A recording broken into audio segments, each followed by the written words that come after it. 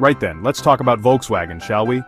This iconic brand has a fascinating history that intertwines with some of the most significant events of the 20th century. From its humble beginnings to becoming a global automotive giant, Volkswagen's journey is nothing short of remarkable. The name means people's car in German, and that's precisely what they set out to build. The idea was to create a vehicle that was affordable, reliable, and accessible to the average person, not just the wealthy elite. Back in the 1930s, cars were a luxury for the well-to-do, not something your average Fritz could afford. The streets were filled with horse-drawn carriages and a few expensive automobiles, making personal transportation a dream for many. Adolf Hitler, despite being a frightful chap in many ways, envisioned a Germany where everyone could own a car. He saw the potential of a motorized nation, and believed that a car for the masses would be a symbol of progress and modernity. He enlisted Ferdinand Porsche, a brilliant engineer, to design this people's car. Porsche was already well known in the automotive world for his innovative designs and engineering prowess. Porsche, a man who knew his way around an engine, came up with a simple, reliable, and affordable vehicle. His design focused on practicality and ease of production, ensuring that the car could be manufactured quickly and efficiently. This, of course, would become the iconic Volkswagen Beetle. With its distinctive shape and robust engineering, the Beetle quickly captured the hearts of people around the world. The Beetle was designed to be mass-produced on an unprecedented scale. The idea was to make it affordable for the average person, and mass production was the key to achieving this goal. Hitler's plan was to have a factory that churned them out like sausages. The factory was to be a marvel of modern engineering, capable of producing thousands of cars each year.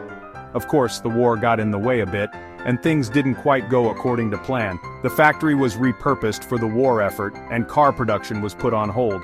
However, the dream of a people's car lived on, and after the war, Volkswagen would rise from the ashes to become one of the most beloved car brands in the world. The war ended, and Volkswagen, under British control, found itself with a factory that had survived the devastation.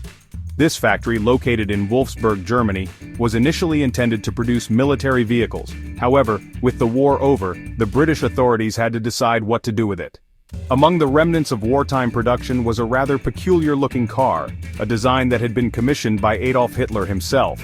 This car was the Volkswagen Beetle, a small, rounded vehicle that seemed out of place in a world recovering from conflict. Nobody expected much from the Beetle. It was small, strange, and frankly not very pretty. Its design was unconventional, with a rounded shape that was unlike any other car on the market at the time. Many doubted its potential for success. But, and this is important, it was affordable, reliable, and easy to maintain. These qualities made it an attractive option for people who needed a practical vehicle. The Beetle's simple design meant that it was easy to repair, and its low cost made it accessible to a wide range of people. People, especially in a war-torn world desperate for affordable transport, warmed to it. The Beetle provided a solution to the transportation needs of many families who had been affected by the war. It became a common sight on the roads, driven by people from all walks of life. The Beetle became a symbol of post-war recovery and practicality. It represented a new beginning, a way for people to rebuild their lives and move forward. The car's durability and efficiency made it a trusted companion for many. It wasn't long before the Beetle was hopping off production lines and onto roads worldwide. The demand for the car grew rapidly, and Volkswagen ramped up production to meet this demand. The Beetle's success was a testament to its unique appeal and practicality. From the bustling streets of London to the sunny beaches of California, the Beetle became a global phenomenon. It was embraced by people in different countries and cultures, each finding their own reasons to love this quirky little car. It was a car that transcended borders and cultures, a true people's car. The Beetle's legacy is one of resilience and adaptability, proving that sometimes the most unexpected icons can leave the most lasting impact. After the war, Volkswagen needed a bit of a kickstart. Step forward, the British. They saw potential in this German car maker and helped it get back on its feet. They even considered selling Volkswagen to Ford at one point, but thankfully for Volkswagen, the deal fell through. Under British stewardship, Volkswagen started expanding its range. The transporter van, affectionately known as the bus, was launched and became a favorite of tradesmen and, rather amusingly, hippies. The Volkswagen success story was beginning to gain serious momentum. The company was growing, expanding, and proving that German engineering could indeed capture the hearts and minds of the world. Now, Volkswagen wasn't content with just making Beetles and transporters. They had bigger ambitions. The company, which started with the iconic Beetle, a car that became a symbol of the people's car movement, was ready to take on the world. They wanted to be more than just a manufacturer of reliable, affordable cars. They had their sights set on becoming a global leader in the automotive industry.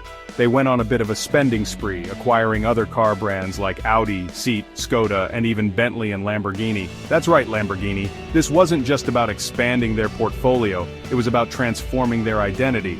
By bringing these prestigious brands under their umbrella, Volkswagen was signaling to the world that they were ready to compete at the highest levels of the automotive market. Suddenly, Volkswagen, the maker of the humble Beetle, was rubbing shoulders with the big boys of the luxury and sports car world. This was a bold move that paid off. The acquisition of these brands allowed Volkswagen to tap into new markets and attract a different kind of customer. They were no longer just the brand of the everyday driver. They were now a brand that could offer something for everyone, from the budget-conscious to the luxury-seeking. This strategy of offering a diverse range of cars, from budget-friendly hatchbacks to high-performance supercars, proved to be a stroke of genius. It allowed Volkswagen to weather economic downturns and shifts in consumer preferences. Whether someone was looking for a practical city car, a family-friendly SUV, or a high-performance sports car, Volkswagen had something to offer. This versatility became one of their greatest strengths. It made Volkswagen a true automotive powerhouse. Their ability to innovate and adapt to changing market conditions set them apart from their competitors. They invested heavily in research and development, ensuring that they were always at the cutting edge of automotive technology. This commitment to innovation helped them stay ahead of the curve and maintain their position as a leader in the industry. By the turn of the millennium, Volkswagen was a global giant, with factories and customers all over the world. Their reach extended to every corner of the globe, and their cars were a common sight on roads everywhere. They had successfully transformed from a regional player into a global powerhouse, capable of competing with the biggest names in the industry. They were producing millions of cars every year, from small city cars to luxurious SUVs and everything in between. This incredible production capacity was a testament to their efficiency and their ability to meet the diverse needs of their global customer base. Volkswagen had truly emerged as a global giant, a company that could offer something for everyone, no matter where they were in the world. Section 5. The people's car goes electric. Now, no car maker can ignore the electric revolution, and Volkswagen is no exception. They've invested heavily in electric vehicle technology, developing new platforms and models. They even have a dedicated electric car factory in Zwickau, Germany. Volkswagen's electric ambitions are quite bold, actually. They want to become the world's largest producer of electric vehicles, taking on the likes of Tesla.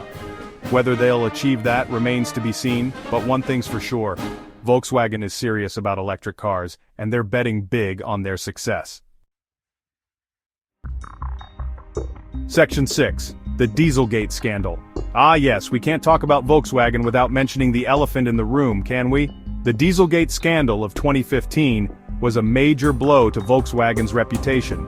They were caught cheating on emissions tests for their diesel cars. Not exactly their finest hour, was it? The scandal sent shockwaves through the automotive industry and damaged Volkswagen's image considerably. They faced hefty fines, lawsuits, and a loss of trust from customers. Section 7. Rebuilding trust. In the aftermath of Dieselgate, Volkswagen knew they had a long road ahead to rebuild their reputation. They issued apologies, paid billions in fines, and vowed to become a more responsible corporate citizen. They also started focusing heavily on electric vehicles, seeing it as an opportunity to show the world they were serious about sustainability. It's a long process, regaining trust, but Volkswagen is making an effort. Only time will tell if they can fully recover from the Dieselgate scandal. Section 8. Volkswagen today, a leader in a changing industry. So, where is Volkswagen today? Well, they're still one of the world's largest car makers, selling millions of vehicles every year. They're still pushing ahead with electric mobility and investing in new technologies. The automotive industry is changing rapidly, with electric cars, autonomous driving, and new mobility solutions emerging. Volkswagen is right at the forefront of this transformation, adapting to the new landscape. They've learned some tough lessons along the way, but they're determined to remain a leader in this exciting and ever-evolving industry. Section 9, looking ahead. What does the future hold for Volkswagen? Well, that's a bit like asking what's for dinner next week, who knows for sure. But if their track record is anything to go by, they'll likely still be going strong. They'll probably be making even more electric cars, exploring new technologies and trying to convince us all that they're a company we can trust again. One thing's for sure, Volkswagen will remain a fascinating and important player in the automotive world for many years to come.